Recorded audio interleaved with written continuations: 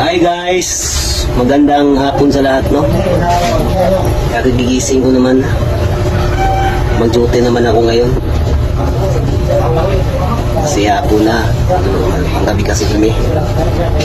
May nag-comment lang kasi sa akin doon sa mga post ko kanina.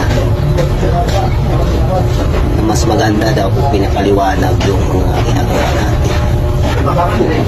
Kailangan mo na lang paliwanag para maintindihan siguro ng lahat.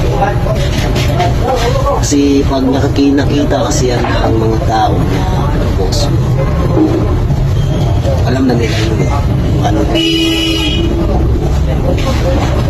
ang sa akin lang kasi vibes lang.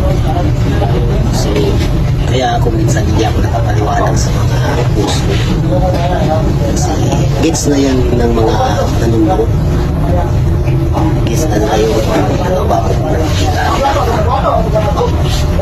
Pero salamat pa rin kasi dagdag kaalaman ko pala yung mga kailangan pala natin ipaliwanag dito sa video kung anong mga ginagawa.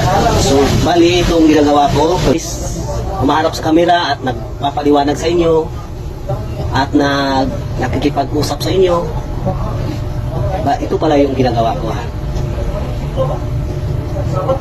At ang gagawin ko pa lang is ako na tapos